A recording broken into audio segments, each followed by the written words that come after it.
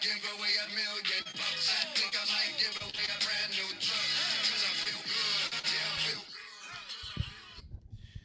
Good afternoon, good evening, everybody. Sunny days in Detroit. I guess a breaking episode. Doing it solo tonight. Couldn't get Pat or Paul. Life gets in the way. We understand, but we had to do something today. Lions extend both Amon-Ra St. Brown and Penei Sewell. Big news. I think there's definitely a lot to talk about tonight. There's a lot to get into. Thoughts when it comes to this. So I think as Lions fans, we definitely expected Amon-Ra St. Brown to sign something this offseason. It's been talked about. It's been in the news. Obviously, he wasn't at whatever it was, OTAs, whatever they were doing as a team last week. And it was pretty obvious why, and it's understandable. That's typical, of a guy that is looking for a new deal. And, it's well-deserved, right? Amon-Ra St. Brown comes in here as a fourth-round pick in 2021, a guy that there were some, I guess, mixed expectations of, but from day one was hitting the jugs machine after practice, working with Goff, working with the quarterbacks, and always trying to improve his craft. And from the guy we got on day 3 of the NFL draft, 2021, to last season, I didn't pull up his stats, but guy had a monster year. Every time you turned on a Lions game, it was just always, he was one way or another getting into the game, getting himself open, running great routes. So this is well-deserved. The final numbers of this deal, 4 years, $120 million, $30 million of estimated annual value. It's a lot right now. I think, me and Paul talked earlier in the day. Once Jefferson signs his deal, it's probably going to blow this out of the water.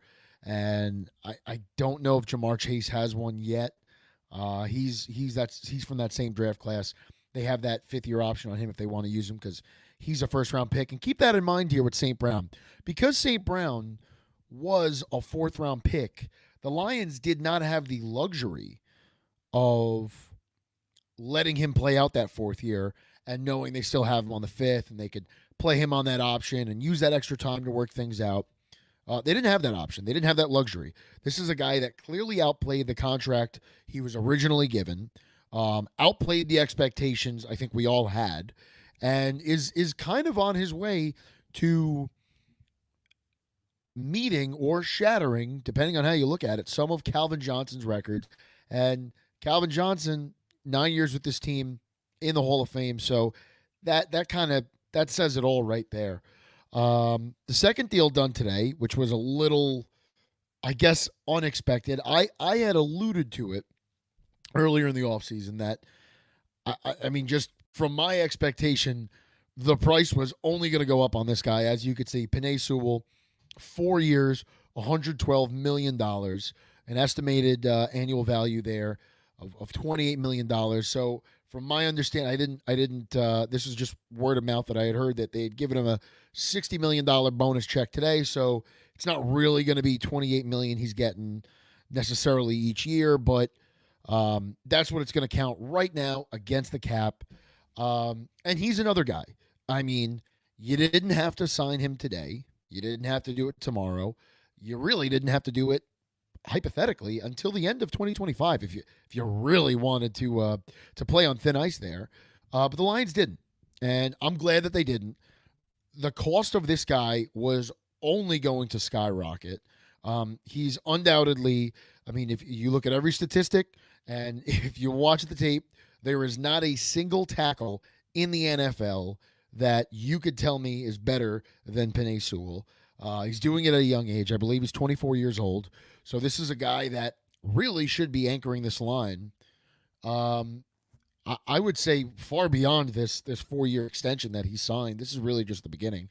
I mean, if tomorrow you had to, or rather earlier today, the news had broke that Penei Sewell had signed a 10-year extension with this organization, I would have said I would have been more than okay with that. I would have been fine with that because this is a guy that, just like St. Brown, from day one has come in, done all the right things, said all the right things, worked his ass off. It's shown on the field, just like St. Brown. You have seen the progression. You have seen the guy that came in, I mean, as a rookie, going toe to toe with Aaron Donald in LA, getting in his face, ready to start fights. This is a violent guy. This is a violent, physical guy that is asked to do a lot more than most right tackles in this league are asked to do. How many right tackles in this league are asked to pull in the run game? How many right tackles are getting a ball thrown to them once every couple of games? Penei Sewell's doing all those things. And, I mean, knock on wood. That's drywall. Got some wood right here. Knock on wood. This is a guy that his best ability is availability. He's there every day. He's always at practice. He's always working. When at times when Decker was hurt this year and in years past, he's moved over to left when need be. I would say definitely plays much better from the right side, and that's more than okay, especially as today's game is evolving. The right tackle is pretty much just as important as the left tackle. Um, and Panay just does a fantastic job out there. And once again, I think this is fantastic timing. I'm a firm believer in when you know you've got a stud, sign him early. Don't wait. Don't kind of see how things go, because ultimately, all that's going to do is cost you in the end. My Mets won today, but as a New York Mets fan, what I had been saying really since his rookie year, and I'm talking about Pete Alonso, was sign this guy, extend him now, because what it's going to cost to keep this guy around after arbitration and after he breaks all these records that he's now broken, is going to be an astronomical number, right? The Mets are probably looking at paying him about $30 million a year, which, had they signed him to this extension 4 or 5 years ago, had they signed him to an 8-year or a 9-year extension, maybe 2 years into his career, you probably would have gotten away with paying him $17, $18 million. And so I go back to football. I digress. That's what we're seeing here with Penei Sewell. The Lions are biting the bullet, paying, signing him 2 years earlier, and knowing that they've got him locked down, knowing that the player is happy, the franchise is happy. It is a position you will not have to address for the next, essentially, at least 5 more years. And that's great. That's a great thing to know. And a guy, I think, who must be really happy today is Jared Goff. And I say this for two reasons. So Jared Goff is thrilled because his two most important pieces on his offense, Amon-Ra St. Brown and Penei Sewell, are happy. They're there. They're happy. They're not going anywhere. And these were also the two guys that we were kind of looking at in front of Goff when we talked about extensions, when we talked about who's next in line. We had kind of said, yeah, it makes sense. You got to sign St. Brown now. You are probably going to have to sign Sewell. And then once you get those two out of the way, if you get Sewell done this year, which they did, you need to start looking at Jared Goff. We've got a comment in here. You go, boy. Oh, it's my boy Todd from North Carolina. Todd, thanks for tuning in. We appreciate it. It's sunny days. But going back to Jared Goff. Jared Goff is like I said, he's happy for two reasons. Those two guys are locked down, that their contracts, doesn't have to worry about those. And now hopefully, maybe after the draft, the Lions brass may revisit the negotiations with Jared Goff and his agency. They may start to kind of pick that back up again, right? Because Jared's a guy who, this is the last year of his contract. And since he's gotten here, it's been a very, I would say, up and down, but not really up and down. It started down and it's shot right back up since the second half of 2022. This is a guy who came here somewhat of a broken man. A lot of Lions fans didn't want him. I didn't want him. I'll admit that right here and right now. And immediately after him coming in, he was signed to an extension. And a lot of people were kind of wondering, why are they doing this? Why are you committing to more years to this guy? This needs to be a bridge quarterback. What are we doing? So the Lions have kind of shown some, I guess, faith. They showed a lot of faith in Jared Goff early on.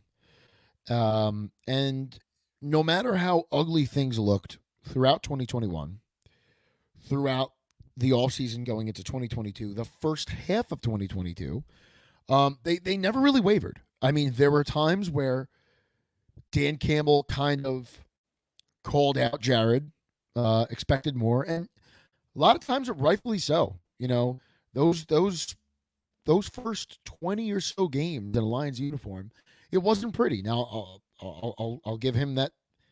The roster around him wasn't very pretty, and it was young and it was developing. But it wasn't a good. It wasn't really the best of looks in the beginning, and he's had a bit of a career resurgence here. And he's made a lot of people, myself included, that were not believers in him, that did not really think we'd ever be talking about a Jared Goff extension, right? Now we're talking about it. Now we're debating it. Now we're thinking about it. Now we're not only debating if it should be done or not, because I think unless Hendon Hooker is better, which we don't know, right? He could be. You know, any Tennessee Volunteer fans, if you're listening, feel free to chime in the comments. I loved Hendon Hooker in 2021, that college year, or was it 2022? Yeah, 2022. When Tennessee went on that run, he made me certainly a lot of money in the sports book. Can't complain about what he did there, but he's never stepped on an NFL field, at least during the regular season. He's never really thrown to these guys consistently. Keep in mind, this is a guy that came off an ACL injury, did not practice with the number ones, came back to practice, but wasn't really throwing to Reynolds and St. Brown and Gibbs and playing behind this line. So he doesn't really have a feel of anything here. So we have no idea. We have no idea what Hendon Hooker is. And so right now, what we do know is the Lions need Jared Goff. And I would also, there goes the mic. I would also say that Jared Goff needs the Lions. Jared Goff, to really succeed in this league, like a lot of other quarterbacks, I mean, he's not alone on this, right? Jared Goff needs a great run game. Jared Goff needs a great offensive line in front of him. And if you look at probably every quarterback in this league, with the exception of, I don't even know, Lamar Jackson, Pat Mahomes, I mean, it's a very short list of guys that can make a bunch of nobodies look pretty damn good. So I think it's in the best interest of both parties that the Lions find a way to extend Jared Goff this offseason. You don't want that to be a distraction. You don't want that to be a distraction in the preseason. You don't want every reporter's question to Jared Goff not be about potentially the progression in the offense, or, Gibbs looking better in the pass game, or whatever, some of the defensive looks that they've seen from Aaron Glenn and that defense. You don't want it to be about his contract and not those things. You want to get that done. Now, once again, if Lions brass thinks that Hendon Hooker is better, then, they've shown us that they're competent. They've shown us that they know what they're doing. So I'll trust them. But right now, Jared gives us our best chance at winning. Jared gives us our best chance at hopefully hoisting a Lombardi at the end of the season. And, you've got a really good young core here. You've got a lot of guys. I mean, the best players on this team are 24, 25, 26, and younger. They are in the prime of their lives, the prime of their athletic ability. And so you've got to capitalize on that. And what could really put a dent in that is Jared Goff coming out in 2024, having a fantastic season like he did last year. And you don't have him under contract. And instead of worrying about potentially extending Aiden Hutchinson early or working with some other guys on extensions, you're busy going back and forth with your quarterback, whose value has now increased even more. For me to speculate on a number with Goff, I don't even think is, I shouldn't say appropriate, but like, I have no idea. I have no idea. I don't know how this is going to go. If you asked me a week ago, if you said to me, hey, both Amon-Ra St. Brown and Penei Sewell are going to sign extensions next week, what number do you think they'd sign at? I probably would have told you somewhere in the ballpark of $25 million for St. Brown and I guess 27 to 29 for Sewell. So, I mean, I knew Sewell was going to be expensive. I didn't know St. Brown was really going to cost that 30 a year. So that I'm not going to lie, that definitely surprised me. But so what does that mean for Goff? Is Goff going to be a $50 million a year quarterback? Now, whether you think he deserves that money and whether he's going to get that are two different things. I mean, quarterbacks are very often, in a way, overpaid, but that's the going rate. It's like calling for a plumber or an electrician to come to your house and do something for you. Like, if you genuinely knew how to do it yourself, you wouldn't be hiring them. And that's the same with quarterbacks. If you genuinely had, if it was that easy to just draft a quarterback every 2, 3, 4, 5 years in the second round, third round, fourth round, and that guy could do the same thing that your starter could do, then everybody would do it. But it's not that easy. It's very difficult. There's a reason that there are 32 starting jobs in the world, and out of those 32, there's maybe 22 of them that look competent. There's maybe 17 of them that you would say are good. Drop that even less, maybe 10 that you could say that are like great at times. And then there's about 4 or 5 that are elite at any given time. And I feel like now more than ever, years ago when I was in high school, the Aaron Rodgers, Ben Roethlisberger, Tom Brady, Drew Brees era, there was a point where you could say that there was, 8, 9 elite quarterbacks in the NFL, putting up great numbers week after week after week. Nowadays, we're not, I wouldn't say that there is a shortage, but you're just not seeing, and there's a lot more throwing, there's a lot more passing yards. I think you could argue a lot of that is probably attributed to the way the rules have changed, right? The way that we see more flags now more than ever. The way the offense is just favored in the rule book, and it just allows for that. But I certainly don't think that the quarterback play in this league has gone up in unison with the way the statistics have increased, is my point. And it just brings me right back to, you got to re-sign Jared Goff. And I really think you got to do that this offseason. A little comment here from Stevie Mack. Stevie is always, always, always tuning in to any Sunny Days show. I want to say he's tuning in to Sunny Days of the Racetrack for the hockey coverage. He's definitely tuning in to Sunny Days in Flushing for our baseball coverage. So much appreciated, Stevie. We love you. And also, Stevie, when you get a chance, get us on Twitter or Instagram, and send us an address, because Sunny Days in Flushing hats came in. They're hot off the presses. There's a few people I want to send them out to, and you are one of them. You're always tuning in. You're always commenting, and we appreciate that. Heard you guys are trying to trade back. Yeah, so the NFL draft is tomorrow. I've heard a bunch of different things, all rumors. I've heard the Lions are potentially trying to move up for a pass rusher opposite Aiden Hutchinson or a cornerback. Um, and I've also heard the same thing as you, Stevie. I've heard they potentially might trade back. What do we know? What do we know?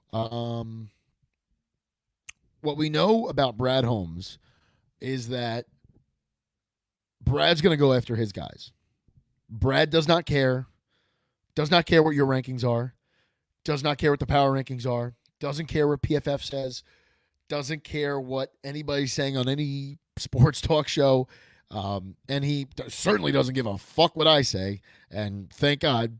But Brad did some victory laps at the end of the season. And, you know, kind of hard to blame him. This is a guy that took a ton of flack. At the end of last year's draft, taking Jack Campbell at 19, whatever it was, and Jahmyr Gibbs at 12 when he could have had Bijan. Took flack for taking Sam Laporta top of the second round when I believe Michael Mayer from Notre Dame, whoever that the Notre Dame tight end was, when he was available. So a lot of flack. Brian Branch, right? A guy that somehow slipped out of the first round and fell out of favor with people because of a slow 40 time in the NFL Combine, whatever it was. This is a guy that clearly knows what he's doing. He's going to get his guys. What we do know is he's probably not going to draft someone that we're talking about. Like, if I'm just being honest, he's probably going to pull something out of your ass and take somebody that may have slipped back, or he may all of a sudden, if he sees his guy is still there at 20, 21, 22, he may move up from 29 to get that guy. It doesn't seem like he drafts with, I guess, if it's like a grading system, or it doesn't seem like he seems to draft who he values and who they value collectively. I mean, they've made it very evident that personality, character, those things matter. They've brought in guys. I mean, with the exception of Cam Sutton and that domestic violence case, which is really unfortunate. But with the exception of Cam Sutton, I mean, they've brought in guys that don't really have a history, that don't really have issues in their past, whether it's substance abuse or domestic violence or whatever it may be. They draft guys that went to class, did their homework, watched their film, and busted ass on Saturdays, whether it be in the SEC or the Big 10, the Big 12, whatever. So, yeah, they've got a type, right? You could say the Lions are that one of your friends that's always dating blondes or brunettes or tall chicks or short chicks, right? Same thing with the Lions. They have a type, and that type is a clean-cut guy who is committed to football. Football is the number one priority in their life. They know the money will come. And it is funny because a lot of these guys that get drafted in the first, second, third round in Detroit kind of do say a lot of the same things to the reporters after they're drafted. That they're not concerned with the money's going to come. That they want to come and they want to make an impact on day one, and all these great things. And I know a lot of guys coming out of college and getting drafted. They all kind of do say the same things. And that is true. But there's definitely a mold that they are looking for in Detroit, and it's clear to see. Stevie Mack says, I could see you guys grabbing D-line with your first pick. Absolutely. So they got DJ Reader, the D tackle from Cincinnati, in free agency, and that was big, right? We did a show. We talked a lot about it. That was big. So my thought, had they not did that, I kind of thought they were maybe going to go D tackle first round. Now I think that's kind of out. You have Lee McNeil.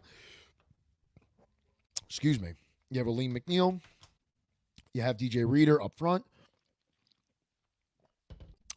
Broderick Martin. Some other guys cycling in and out there. But I think where things lacked this season was defensive end outside of Aiden Hutchinson. Aiden had a great season, went on a nice tear in the end of the year when we needed him most, right? When we needed Aiden Hutchinson the most, which was probably middle of December on, he shined. He shined bright, and he did his thing. He did his thing throughout the playoffs and the regular season, and all that's great. But you can only do so much. I mean, I don't care if you're Lawrence Taylor, if you're Reggie White, especially in today's NFL, when you've got these offensive coordinators that are some of these guys like rocket scientists, like just have an answer to everything.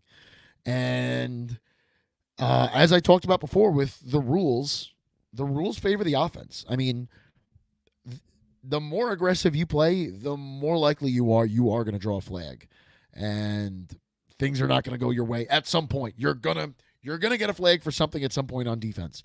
They will find an answer for one great pass rusher. What's a lot harder to find an answer for is two great pass rushers, and that's where I do think it's imperative. I do think it's imperative that the Lions get someone in the first 3 rounds that can rush the passer, whatever that may be. If it's more of an outside linebacker, if it's hand in the dirt defensive end, whatever it may be, they need to do that. They need to figure something out there. And it doesn't have to be. It doesn't, Stevie, you're saying, excuse me, a lot of burps today. Had some turkey burgers for dinner. Not coming back well, but that's my problem, not yours. It may be that first pick. It may not be. We're doing some scouting here for Sunny Days.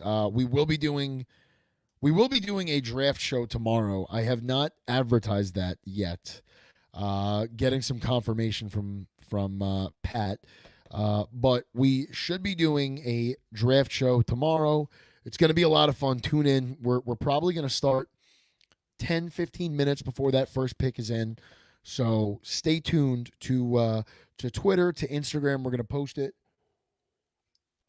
It's going to be a lot of fun. This is going to be and that's what's going to help us here as I go on a tangent.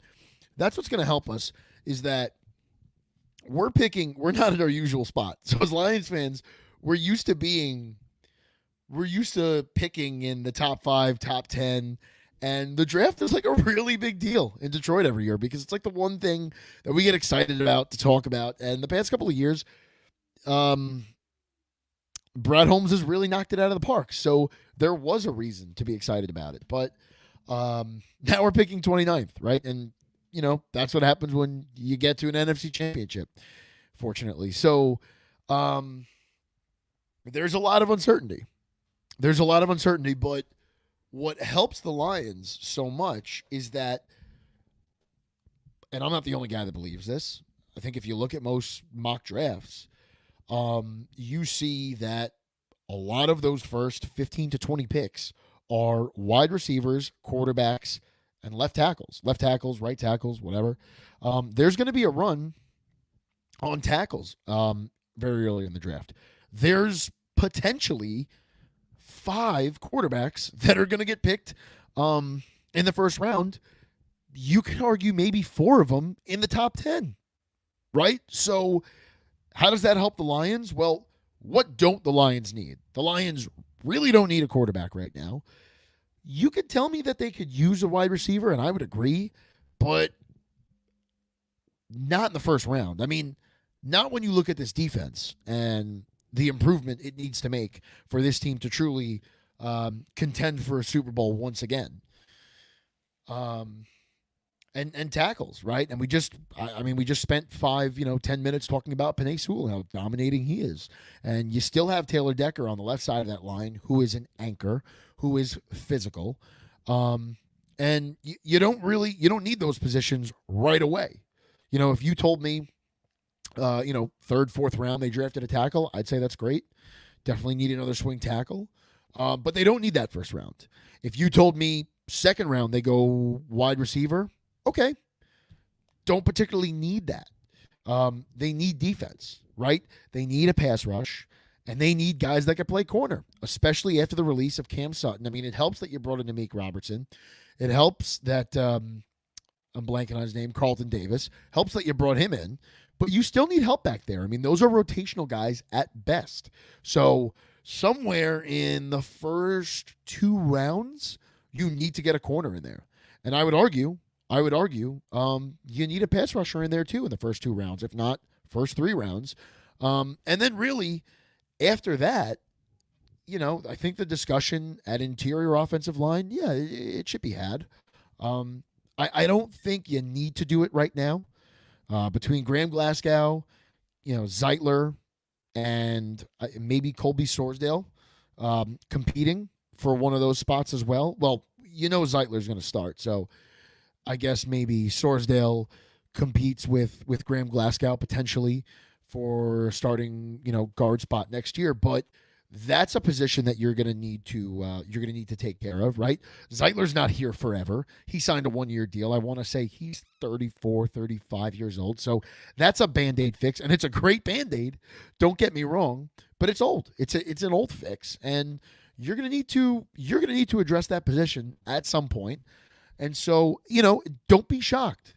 Don't be shocked if Troy Fontenot is from the tackle out of Washington is still on the board somehow tomorrow at pick 20, 21, 22. And Brad Holmes just fucking bang, hits the table, jumps up to 22 and snags him. Don't be surprised. Don't be surprised because that is a position of need. That is something we need to shore up. And that is the key to success on this team.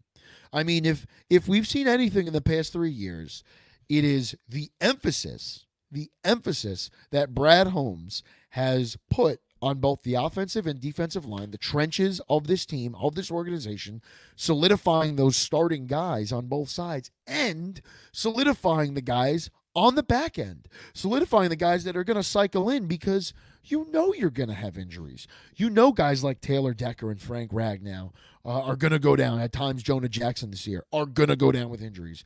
Aleem McNeil with that knee injury on the defensive side. So these guys are, they're getting nicked up because it's hard contact every snap of every play of every game, nonstop. Excuse me. And you need backup plans. You need guys that are a plan B out there. And he has addressed that. Now, Brad has not hit every one of those picks out of the ballpark, right?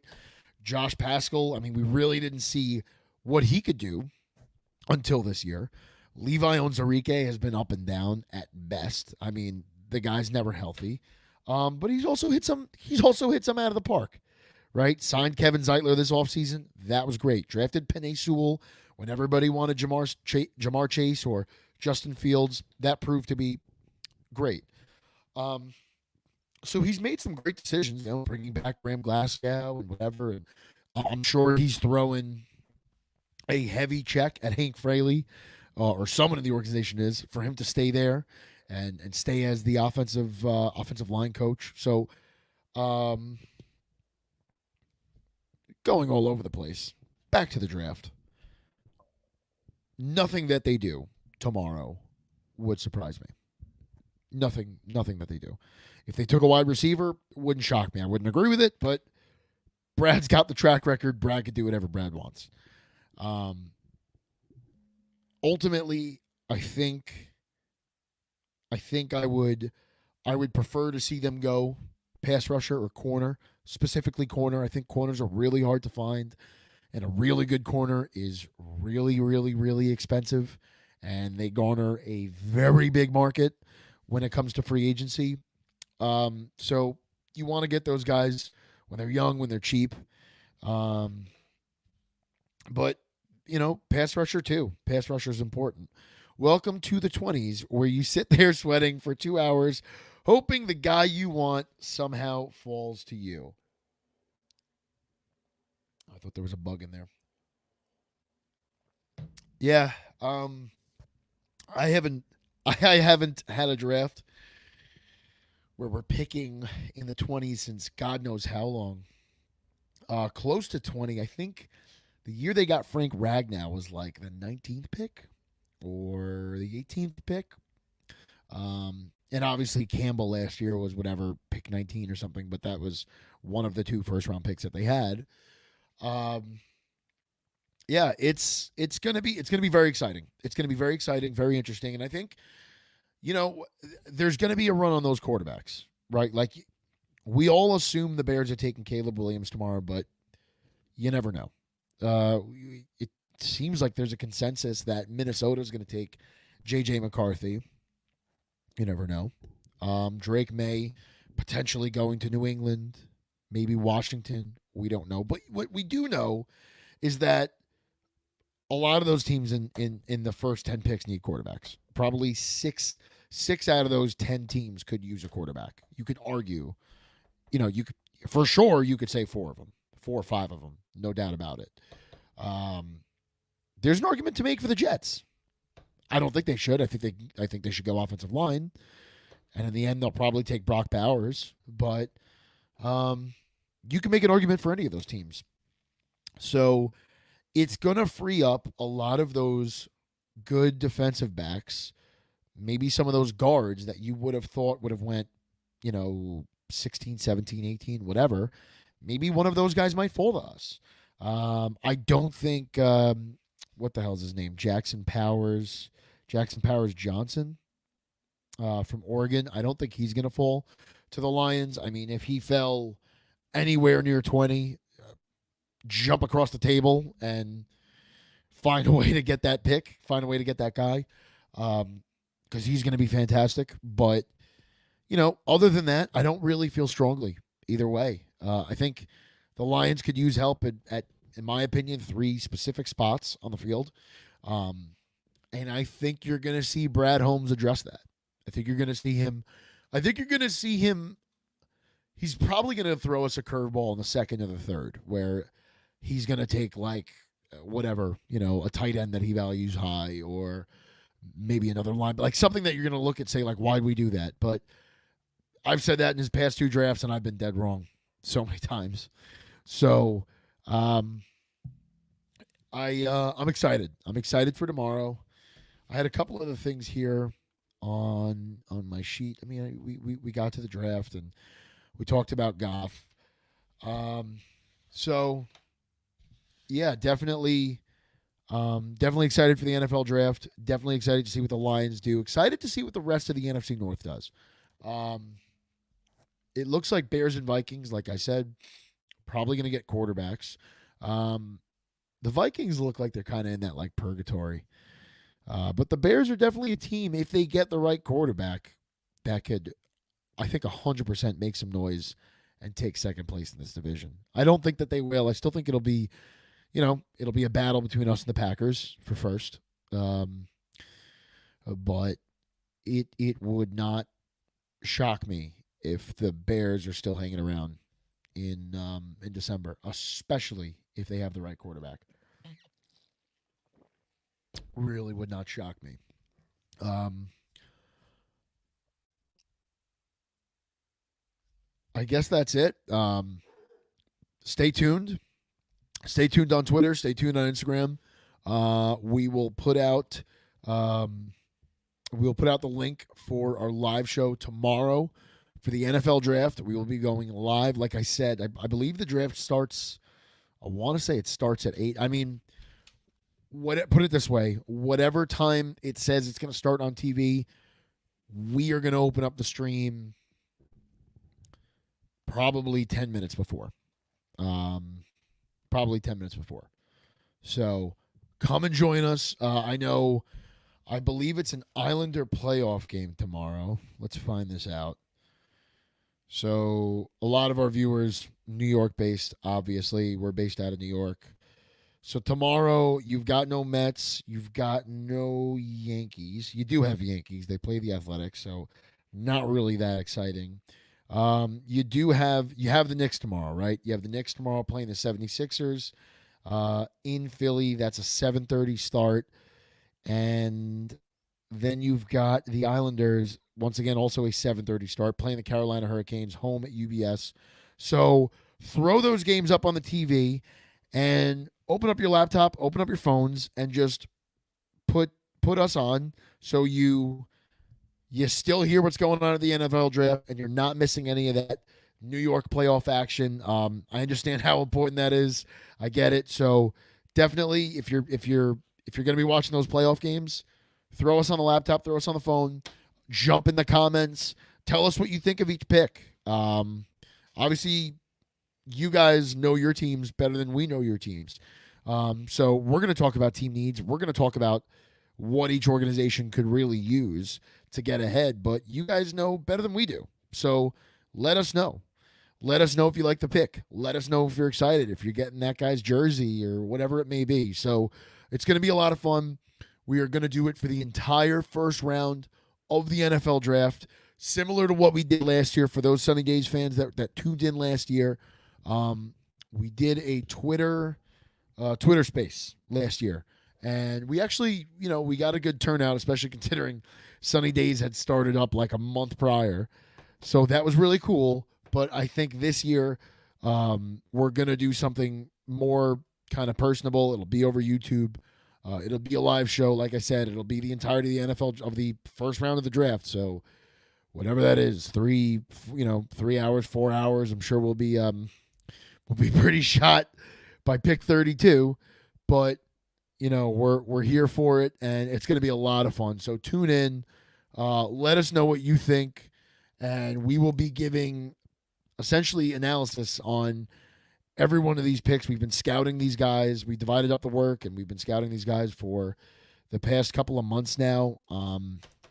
So a good amount of work has gone into this. We're very excited about it. And come and join us. Tell your friends about it. Send them the link. When we post these links on Twitter and Instagram, send them the links.